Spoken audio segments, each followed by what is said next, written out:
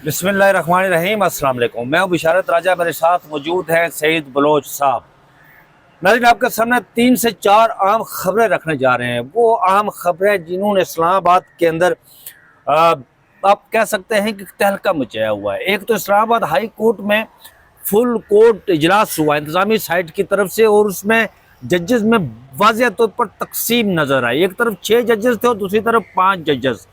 Agenda जो पेश किया गया उसमें एजेंडे में 2 जो आम चीज़ें थी वो तो बज़ाहिर मुतफ़िक़ा तौर पर यूनानिमसली उसको मंजूर किया गया, जबकि इस्लामाबाद हाई कोर्ट के रूल्स के हवाले से बाकायदा वाज़ेह तौर पर तकसीम नजर आई। एक तरफ 6 जजेस थे और दूसरी तरफ 5 जजेस। उस पर बहस कराए बगैर वोटिंग की गई, उसे मंजूर करवाया गया। ये आपके सामने रखेंगे। और दूसरी तरफ सबसे आम खबर वो ये है कि हलीमा खानम ने आज एक बयान सामने आया उनका।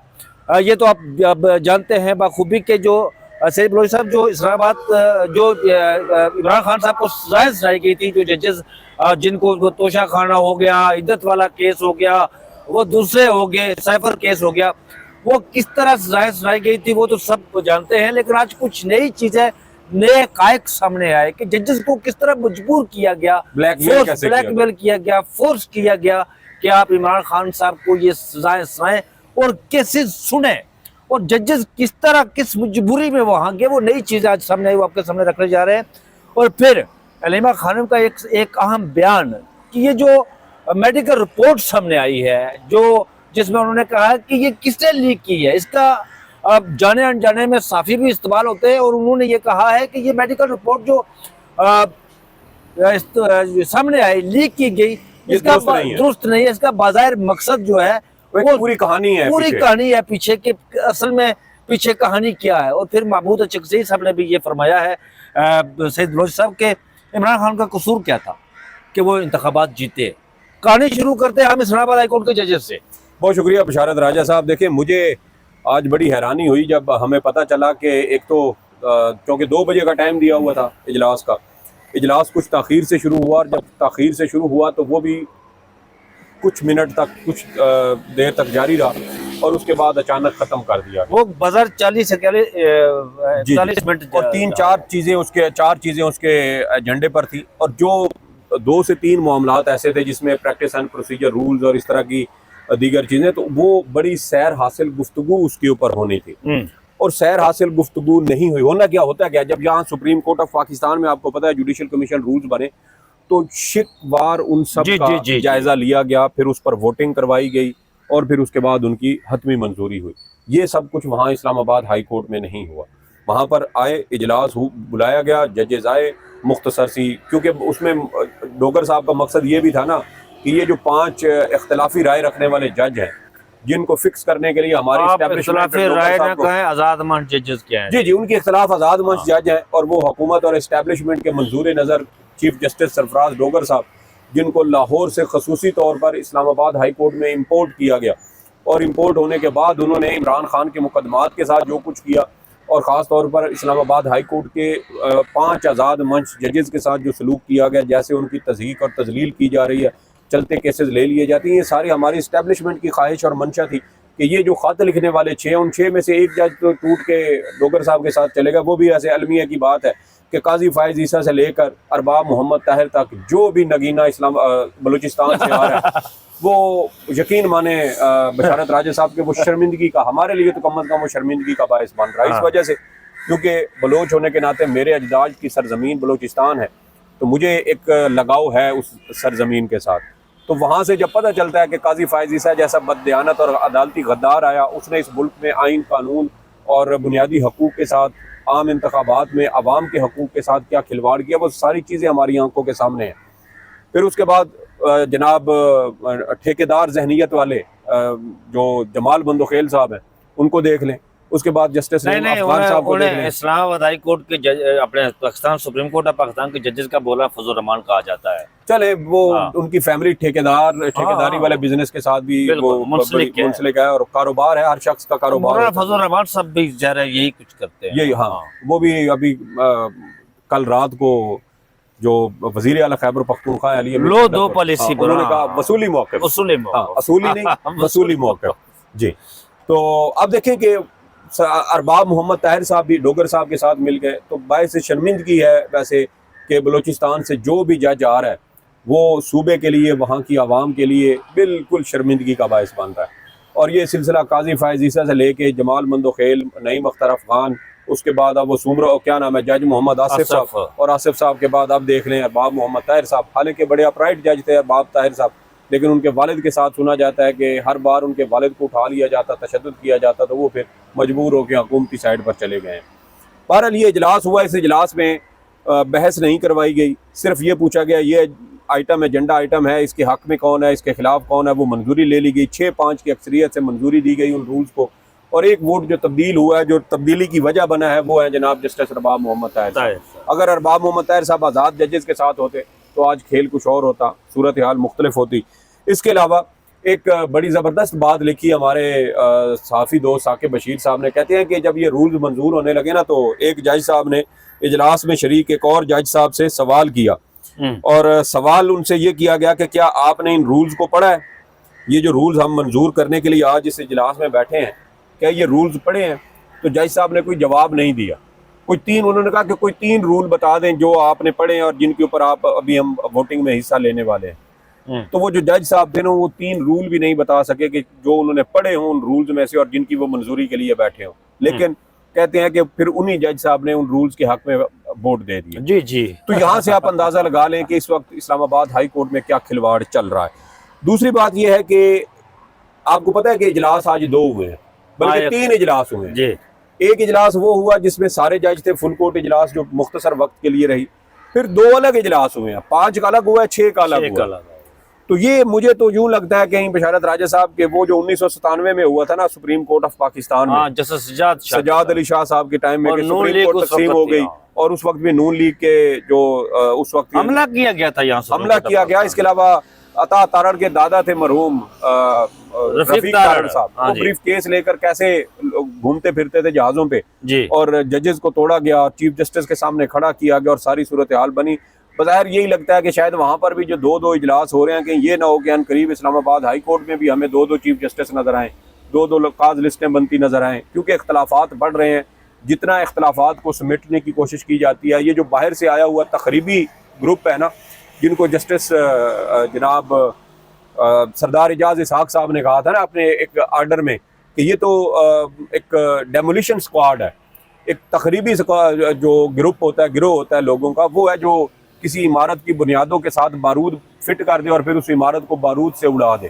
तो जस्टिस सरदार एजाज साहब ने कहा था कि ये जो आप इस्लामाबाद हाई कोर्ट में एक केस चलता हुआ केस जज से लेके दूसरे से लेके तीसरे के हवाले कर रहे हैं, ये दर हकीकत आप ये जो इस्लामाबाद हाई कोर्ट है, आप उसको तबाह और बर्बाद करने की कोशिश कर रहे हैं, उसकी बुनियादों को खोखला कर रहे हैं। तो ये मुझे तो ये लगता है कि शायद कहीं बात कहीं 2 काज लिस्ट की तरफ या 2 चीफ जस्टिस की तरफ ना जा निकले, क्योंकि सिर्फ 1 वोट का फर्क है, और एक ग्रुप अपनी अलग से अदालत लगा ले, अपना अलग से चीफ जस्टिस बना ले और अपने अलग से रूल्स बनाने की कोशिश करे। लेकिन एक और इस बीच में खबर ये है कि एस्टेब्लिशमेंट सर्विस रूल्स में जो तरमीम का इब्तदाई ड्राफ्ट वो मुबैना तौर पर गुम हो गया जी, इंकशाफ हुआ है कि वो इस्लामाबाद हाई कोर्ट में लब्बा ही नहीं है ही नहीं कि गुम हो गया। फिर आज सर्विस रूल्स की मंजूरी कैसे ली गई है? यही है ना, रूल्स में तरमीम से इब्तदाई ड्राफ्ट लापता होने का मामला भी मीटिंग में उठाया गया। एक जज ने इससे मुतल्लिक़ तहरीर इख्तिलाफी नोट पे भिजवा दिया है, लिखा गया है जनाब। ये जो नया इंकशाफ सामने आया है, एक जज का फुल कोर्ट मीटिंग मुखर करने का मुतालबा भी सामने आया। पहले 2 एजेंडा आइटम इत्तफाक के राय से मंजूर, जिसमें फैमिली कोर्ट के जज के इख्तियारात से मुतल्लिक़ पहला एजेंडा आइटम इत्तफाक के राय से मंजूर किया गया। इस्लामाबाद हाई कोर्ट की बिल्डिंग के मसाइल से मुतल्लिक़ एजेंडा भी इत्तफाक के राय से मंजूर किया गया। लेकिन असल जो मामला है ना मुद्दा, वो रूल्स वाला, वो इब्तदाई तौर पर जो मुसद्दा था वो ही नहीं मिला। तो आप अंदाजा कर ले कि डोगर साहब के आने के बाद ऐसे लगता है जैसे इस्लामाबाद हाई कोर्ट से बरकत ही उठ गई। वो कुछ चीज होती है ना जो इंतहा दर्जे की, वो नहुसत से भरपूर हो। तो मुझे लगता है ये जो जज इम्पोर्ट हुए हैं, देखे ना, सरफराज डोगर साहब के आने के बाद इस्लामाबाद हाई कोर्ट में चीफ जस्टिस का अमला रिश्वत लेते हुए रंगे हाथों पकड़ा जाए। एक जज शिकायत करे और उस शिकायत पर कार्रवाई होने की बजाय आप कैमरे हटा देंगे, ना रहेगा, बांस ना बजेगी बांसुरी, मेरा अमला रिश्वत लेता है, आपको क्या मसला? ये तो यही एटीट्यूड इसी तरह का है ना कि आप ये कह रहे हैं भाई मेरा अमला है, रिश्वत ले रहा है ना, तो आपको क्या मसला है? आपने कैमरे ही हटवा दिए कि आइंदा किसी को सबूत ही ना मिले। तो ये मुझे पता नहीं क्यों ऐसे सही लगता है बलोच साहब, बिशारत। एक छोटा सा सवाल है आपसे, इसका जी, जी। जवाब दें मुझे तो फिर आगे बढ़ते हैं। ये जो इजलास हुआ, ये लोहा पलाई दीवार में हुआ, कमरे में लोहा हुआ? पिघलाई दीवार में। ये जो लोहा पिघलाई दीवार वाले डोगर साहब है ना, देखे ना, वो पिघला दिया ना आपने हर चीज, बुनियादों को पिघला दिया, आइन कानून को पिघला दिया, जजेस की इज्जत वकार को पिघला दिया, अवाम की साख, अवाम के एतमाद को आपने गटर में फेंक दिया। पीछे बचा क्या है? मैं ये सोचता हूँ कि यार इन जजेस की 62 साल 63 साल इनकी उम्र है। हम चलें जी, अभी हमारी उम्र कम है, अभी भी शायद जवानी के कुछ दिन रहते हैं। वो पैसे की लालच, वो जो मादियत परस्ती की जो चीजें होती हैं, वो तो हमें लालच तमा होना चाहिए ना, कि यार चलो हमारी जिंदगी पड़ी है, जरा हम अय्याशी कर लें। ये जज जो इस सारे प्रोसेस से निकल के अब उनकी हड्डियों का गोदा भी जो है ना वो जवाब दे रहा है और पिघल रहा है और खत्म हो रहा है, वो किस बात का पेट के अंदर लालच लेके, दिल के अंदर लालच लेके बैठे हैं। और भाई इस्लामाबाद पाकिस्तान के अंदर मोटरवे जैसी सबसे बड़ी सड़क है, उसके ऊपर आप ज्यादा से ज्यादा 110 किलोमीटर तेज गाड़ी चला सकते, इससे ज्यादा चला नहीं सकते। फेरारी लेंगे आप मोटरवे पर चला नहीं सकते, फाइन हो जाता है। तो लालच किस चीज का है? पेट की वो कौन सी आग है जो हमारे जजों की भर नहीं रही? रिटायर होने लगे तो कहते हैं तौसीह दे दो, किसी और ओहदे पर रिटायर होने के बाद लगा दो। पेट की आग नहीं भर रही। ये कुछ ऐसा शायद इन लोगों के साथ कुदरत का एक इनको एक आजमाइश में कुदरत ने डाला है कि इनके पेट नहीं भरते, इनकी भूख खत्म नहीं होती, ना इख्तियारात की, ना शायद कोई और लालच इनके दिल में है। मैं नहीं कहता कि ये पैसे लेते होंगे, लेकिन कोई ना कोई तो लालच है ना, जिसके लिए ये ओहदों से चिमटे रहने की कोशिश करते हैं। कोई तो, या तो वो कुर्सी का नशा है, इख्तिदार का नशा है कि एक कलम से यूं करते हैं तो बंदा उधर चला जाता है, इसको यूं करते हैं तो वो इधर निकल जाता है। कुछ तो है ना ऐसा जिसके लिए आप ये हर चीज से चिपकने की और ऊपर बैठने की और बराजमान होने की कोशिश करते हैं। तो कुछ खौफ खुदा होना चाहिए। आप एक हल्फ जो आपका एक जज का है, उसमें क्या लिखा है कि आप इंसाफ करेंगे, अदल करेंगे, और अदल करना अल्लाह की सिफ्त है। तो अगर आप वो सिफ्त पूरी नहीं कर रहे, खेल तो काजियों के तारीफ ही बताते होते हैं ना, वो 3 जजेस जो होते हैं, और फिर बाद में फैसले जो उन्होंने दिए थे, अल्लाह माफ करे, वो किसी दिन उनसे पूछना है कि जी आपने जो 3 जजेस की कैटेगरीज दी थी, आप कहीं उनके सईद बलोच कैटेगरी के अंदर आगे बढ़ते आम खबर की तरफ। एक तो जो आपको पता है जज कुदरतुल्लाह चौधरी ने इद्दत केस का फैसला किस तरह सुनाया था। जज बशीर चौधरी ने जो फैसला सुनाया था, उन्होंने फैसला सुनाया था मेरे ख्याल में आई थिंक सो के साइफर केस का उन्होंने सुनाया था, कि साइफर केस का मेरे ख्याल में साइफर केस 14 साल एक तोशा खाना वाला भी था ना, जो पिछले साल तोशा खाना था शायद।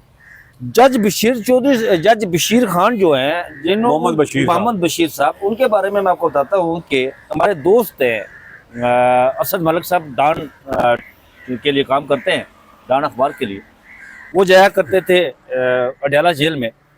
तो ये सर्दियाँ चल रही थी लास्ट ईयर, कोई मेरे ख्याल में दिसंबर जनवरी या इस तरह को कोई चल रहा था जब वो फैसला सुनाया गया। तो वो कहने लगे कि मैं एक दिन गया सुबह तो मैं देखा कि जज बशीर साहब ने वो मुफलर नहीं होता, पटका सा बांध के बैठे हुए एक साइड पर जनाब, तो बुक्कल मार के मैं उनके पास गया। तो मैंने पूछा कि क्या केस? उन्होंने कहा कि यार मैं बहुत बीमार था, तो मुझे जिस हालत में यहाँ लाया गया मैं बयान नहीं कर सकता। वो कोई इसी तरह के कहानी। फिर कुदरतुल्लाह चौधरी साहब के हवाले से ये बात सामने आई है आज के, उनके बेटे की शादी थी और उन्हें कहा गया कि नहीं जी जनाब, तुझे केस सुनना इमरान खान साहब था, इसको सजा देनी है। देखिए आज इमरान खान साहब की बहन अलीमा खान साहिबा की जानिब से ये अहम इंकशाफात किया गया जजेस को। जी, इससे पहले इमरान खान साहब तो ये कह चुके हैं ना, बल्कि अदालत के दरमियान एक बार उन्होंने जज मोहम्मद बशीर साहब को कह दिया था कि मुझे पता है आप दबाव में हैं, आपको दबाव में रखा गया है। इसके अलावा एक और जज के साथ भी शायद उन्होंने इसी तरह का मुकालमा किया था। तो इमरान खान साहब भी चूंकि वो बड़े खुले डुले किस्म के बंदे हैं, तो वो बात जो है ना वो मुंह पे करते हैं, ये नहीं कि वो पीठ पीछे कहीं लगी लिपटी के बगैर। तो उसमें अब देखें अलीमा खान साहिबा की जानिब से ये अहम इंकशाफात किए गए और उन्होंने कहा है कि इमरान खान के खिलाफ जो मुकदमात की सजाएं सुनाई गई वो किस तरह सुनाएंगी। जजेस को दबाव में लाया गया, उनको मजबूर किया गया। यानी एक जज कहता है कि मैं छुट्टी पर जाना चाहता हूँ, मैं बीमार हूँ, मुझे छुट्टी पर जाने दिया जाए। तो जज मोहम्मद बशीर साहब को छुट्टी नहीं मिली थी, वो बीमार थे, बीमारी की हालत में उनको बिठाया गया। रात 2-2 बजे तक, 3-3 बजे तक मुकदमात की समाअत होती रहती और उनको छुट्टी नहीं मिलती थी। और दूसरी जानिब आप देखें कि जो आपने जज कुदरतुल्लाह साहब की बात की, बिल्कुल ठीक, उनके बेटे की शादी थी और उनको कहा गया कि अगर आप फैसला नहीं सुनाएंगे, इमरान खान के खिलाफ फैसला नहीं सुनाएंगे, तो हम आपके बेटे की शादी नहीं होने देंगे। तो मेरे ख्याल में जहाँ जज भी थोड़े कमज़ोर किरदार के होते हैं वहीं मजबूरियाँ भी होती हैं, लेकिन ये तो आखिरी वक्त आके फैसला करेगा। इमरान खान साहब मेरे ख्याल में ज़्यादा बेहतर जानते होंगे, क्योंकि वो इस सारी चीज़ से तो वो उन्होंने भुगता है, इससे गुजरे हैं, उनको ज़्यादा पता होगा कि कौन सा जज कितना मजबूर था, किस हद तक। और ये माजी में भी हमने देखा है कि इस तरह के गलत फैसले देने वाले जज बाद में सियासतदानों से माफ़िया मांगते रहे हैं जी। और अब इमरान खान साहब से भी शायद वहीं पे उन्होंने कहीं माजरत कर भी ली होगी। अभी इमरान खान साहब ने शायद इसका इंकशाफ नहीं किया, लेकिन लगता यही है कि बहुत जल्द शायद ये इंकशाफ भी सामने आएगा कि इमरान खान से जज साहबान ने माफ़ी मांगी थी कि हमसे गलत ये फैसले करवाए गए हैं। तो ये इंकशाफ सामने आना ये कोई मामूली चीज़ नहीं है। मिसाल के तौर पे अभी देखें, लाहौर हाई कोर्ट में अलीमा खान के बेटे जो शेरशाह का आज ज़मानत का मुकदमा था।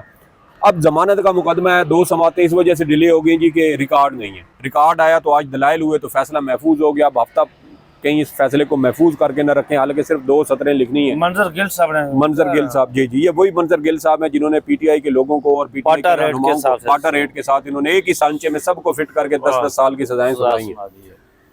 तो अब इनके पास आया जी और इन्होंने 2 जमातें वैसे मुलतवी कर दी और फिर जी एक डंडा बरामद हुआ है। डंडा बरामद होने के बाद इनसे मजीद तफ्तीश करनी है। ओ भाई, डंडा बरामद होना क्या मतलब है? डंडा बरामद होना 2 साल के बाद, 27 महीने के बाद आप कह रहे हैं डंडा बरामद हुआ है।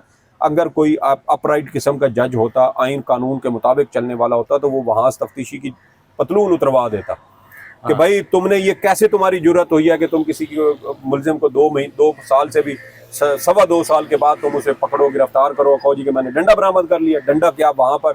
और देखें, सुप्रीम कोर्ट में आए थे तो बताया जी कि वो डंडे 30 दिन बाद रिकवर हुए, वहाँ फुटपाथ पर पड़े हुए थे यार। वहाँ पर मोबाइल भी बरामद किए गए जो चल रहे थे यार। 30 दिन तक वो डंडे पड़े रहे, म्यूनिसिपल वालों ने देखे नहीं, सफाई सुथराई हुई नहीं है। तो अजीब ड्रामेबाजियां। और यही बात है कि वो बता रहे थे हमला केस में एक ऐसे मोबाइल भी पेश किए गए थे जो काफी दिनों के बाद, 30, 40, 45 दिनों के बाद, जो जिनकी बैटरी काम कर रहे थे जी, वो चल रही थी, वो अनलॉक भी थे।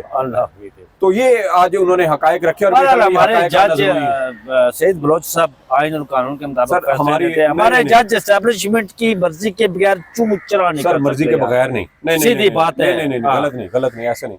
हमारी इस्टेब्लिशमेंट सिर्फ उन लोगों को जज लगवाती है जिनके बारे में उनको यकीन हो कि कल को ये हमारे आगे से चूं चा नहीं करेंगे। बस वही है। हम जब कहेंगे ये हमारे मर्जी के मुताबिक फैसले देंगे। अभी ये जो जावेद हाशमी साहब बात करते हैं कि मुझे कहा गया कि हम तुम्हें जितवा देते हैं, तुम जाकर पार्लियामेंट में और उसके बाहर हमारे खिलाफ सही दबा के तकरीरें करना, हमारी सही मिट्टी पलीद करना, हम पूछेंगे, हम तुम्हें कुछ नहीं कहेंगे। लेकिन जिस रोज हमें कौमी असम्बली में तुम्हारे वोट की जरूरत पड़ेगी, तुमने बगैर कोई बहाना किया हमारे लिए आके वोट देना। तो जावेद हाशमी साहब ने कहा नहीं, मैं नहीं। तो वो बैठे हुए हैं, वो आते हैं, सीटी मारते हैं, सारे ऐसे इकट्ठे होते हैं ऐसे ही है ना। चीनी के ऊपर मक्खियां आके बैठी हैं। से चल रहा है, आगे बढ़ते हैं। अच्छा, एक और इनके इंकशाफ किया है अलीमा खान साहब ने, और वो ये कहा है आज उन्होंने, बल्कि बयान यही खबर में इसी तरह इमरान खान साहब की जो रिपोर्ट गुज़श्ता रोज सामने आई, मेडिकल रिपोर्ट, वो दुरुस्त नहीं है।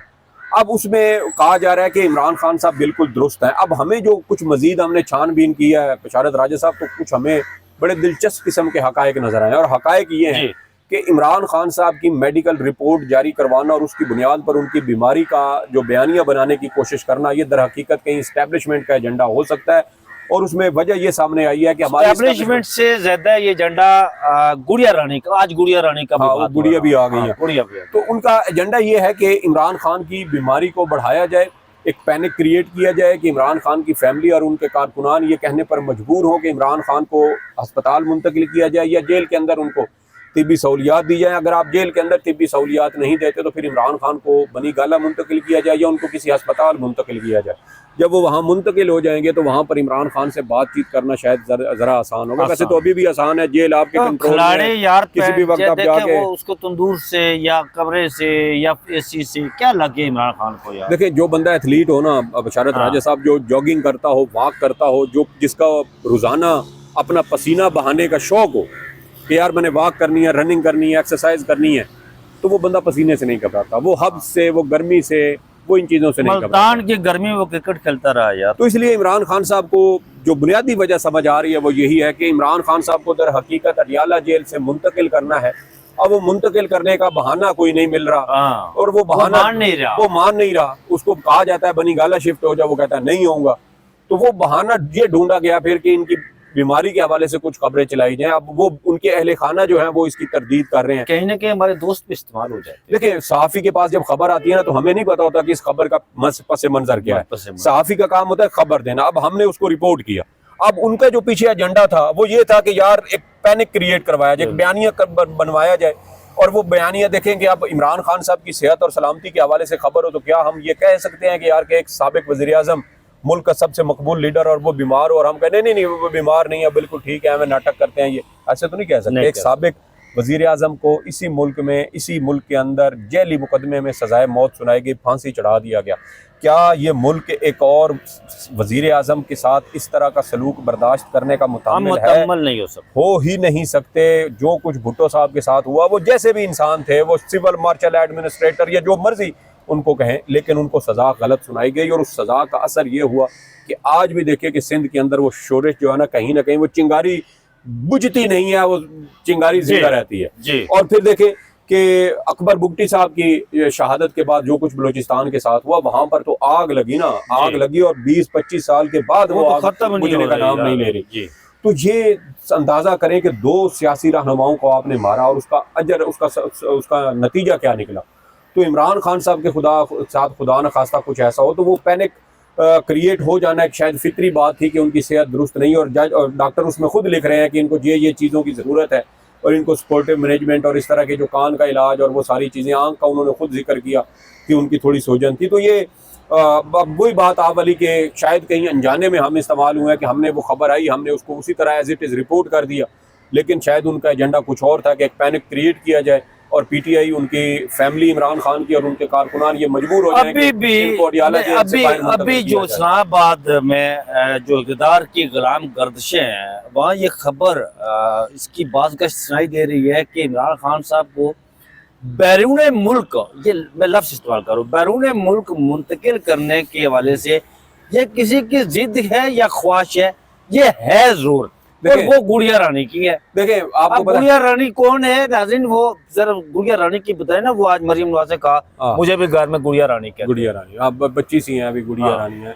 तो ये देखिए, उसमें एक चीज़ है ना, एक सादा सी। अभी कल हबीब अकरम साहब ने खबर दी, उन्होंने कहा कि मैंने एक नून लीग के रहनुमा से पूछा कि आपको इमरान खान से मसला क्या है। उन्होंने कहा कि हमें तो इमरान खान से कोई मसला नहीं है, हम तो सिर्फ ये चाहते हैं कि वो हम जैसा हो जाए। उस पर सवाल किया हबीब अकरम साहब ने कि हम जैसा होने से आपकी क्या मुराद है। उन्होंने कहा यार, जैसे थोड़े से करप्ट हम हैं, जैसे थोड़े से इखलाक के माड़े कमज़ोर हम हैं, इसी तरह इमरान खान हो जाए तो हमें कोई मसला नहीं। अब वो इखलाकी कदर के जिस पैमाने पर या जिस सीढ़ी पर वो खड़ा है, ये उसके टखनों तक भी नहीं आते, तो फिर मुकाबला कैसे हो।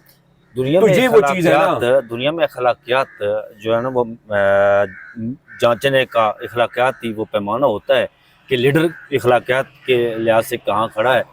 लेकिन बात आपकी दुरुस्त है कि हमारे ये जो लोग हैं, जो दूसरे, ये तो बोने हैं उसके आगे, बोने, जी, इसीलिए कह रहे हैं कि वो हमारे जैसा हो जाए। तो नाज़रीन, ये थी महमूद अचकज़ई साहब, वो भी आखिर में थोड़ा सा सेगमेंट। महमूद अचकज़ई साहब कहते हैं जी कि इमरान खान का कसूर सिर्फ एक है, और कसूर ये है कि इमरान खान आम इंतखाबात जीत गया। उन्होंने कहा कि स्पीकर कौमी असम्बली की वालदा जानती हैं, वो खुद भी जानते हैं, शहबाज शरीफ भी जानते हैं, आम आवाम भी जानती है। उन्होंने कहा कि मेरी दादी भी जानती है, आपकी नानी भी जानती है कि इलेक्शन इमरान खान ने जीता है, और ये वो वाहिद कसूर है इमरान खान का जिसकी वजह से वो अडियाला जेल के अंदर कैद है। अगर इमरान खान, देखें ना, अब इमरान खान बाहर निकलेगा, वो अपना हक मांगेगा। आप किसी शख्स के घर पर कब्जा करें, उसको जेल में डालें, वो जेल से बाहर निकलेगा, वो सबसे पहले अपने घर पे पहुंचेगा, मेरा घर खाली करो, निकलो बाहर। तो इमरान खान जब बाहर निकलेगा, उसने कहना है मेरा हक है, मेरा मैंडेट है, मेरी कुर्सी है, वापस करो। तो जब आप वापस नहीं करेंगे, चूं चना करेंगे, उसके साथ पीछे इंसानों का समंदर होगा। वो जिस तरफ इशारा करेगा, खलकत उसी तरफ चल पड़ेगी, रोकने वाला आगे कोई नहीं होगा। तोप खड़ी करें, गोले मारें, गोलियां बरसाएं, पूरी की पूरी फौजें खड़ी कर दें, उसको कोई फर्क ही नहीं पड़ेगा, ना आवाम को फर्क पड़ेगा। जो लोग आज उसके बगैर बाहर, जिन्होंने 2 साल से उसकी शक्ल नहीं देखी, जिन्होंने 2 साल से उसकी आवाज तक नहीं सुनी, वो लोग अगर आज इमरान खान के लिए गोलियां खाने पर मजबूर है, बल्कि देखे ना, गंडापुर साहब तो कहते हैं कि गोलियां मारने के लिए भी तैयार हैं, बंदूकें लेके आएंगे और मुकाबला करेंगे, अल्लाह न करे कि ऐसी सिचुएशन बने।